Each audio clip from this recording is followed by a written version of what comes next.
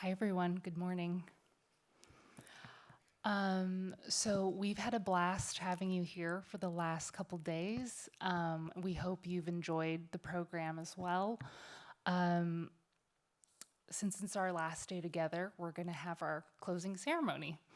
And so we're starting off by introducing Professor White. And it is my pleasure and privilege to be introducing Professor Elaine White. She is a distinguished diplomat and academic who brings over 25 years of experience in international policymaking, diplomacy, and governance.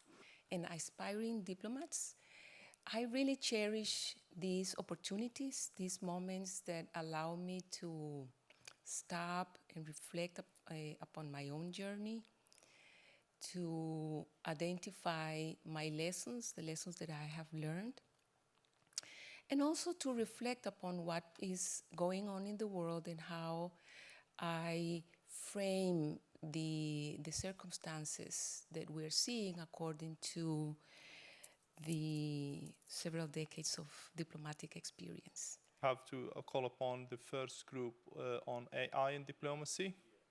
So thank you so much. We will start you all off. We are the first group when we will talk about the AI biases in critical foreign policy decision making.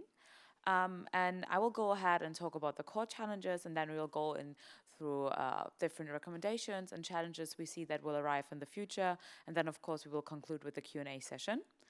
Do you think we should set an upper ceiling for what they can do? I guess that was sort of like that benchmark, wasn't it? I would say definitely there's a need to shape a better AI governance and to set regulations and standards more globally, because I think that those are at the moment there's a lack of AI governance. So my question is revolving around kind of dependency on AI. A lot of us of the younger generation, we say LOL in real life. We speak in text lingo, and it's becoming very common.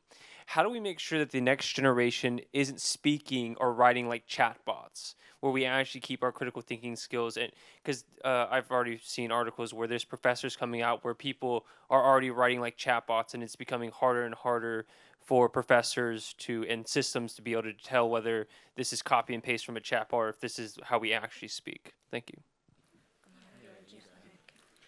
Hi, everybody. We're the New World Order Group, so we're going to be looking at how China can fill the soft power vacuum in Africa, particularly in the wake of the last 6 months and the withdrawal of US aid from Africa.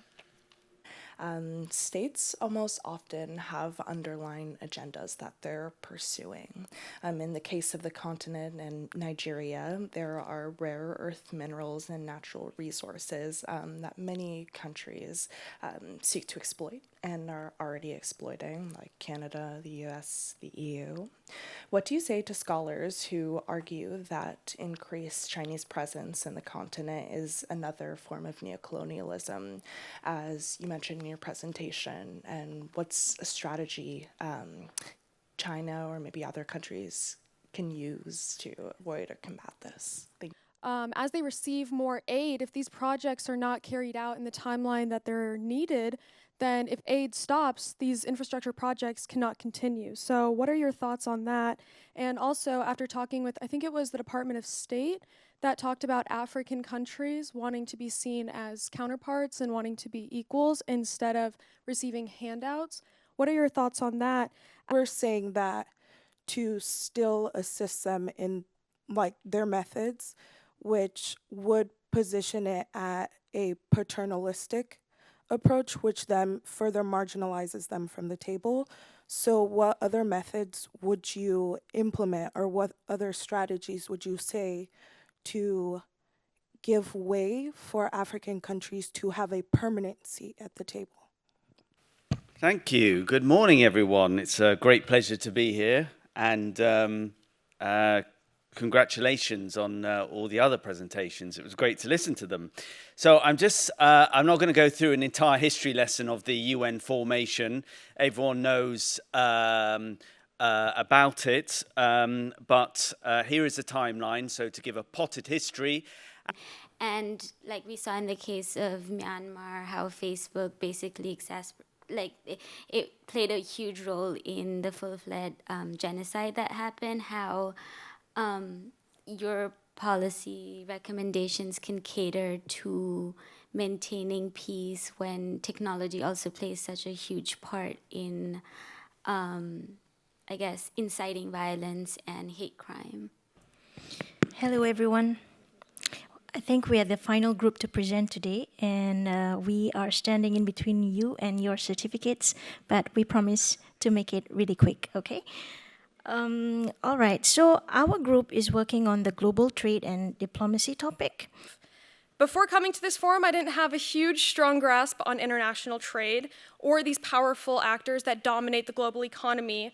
But after hearing from our panels, researching, and even going to the World Bank, I see the increasing need for global diplomacy within the global economic realm.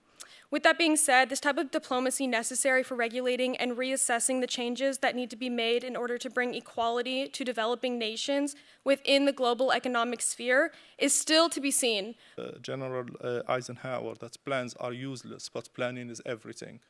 And also everyone, like Mike Sison said, everyone has got a plan until they get punched in the face.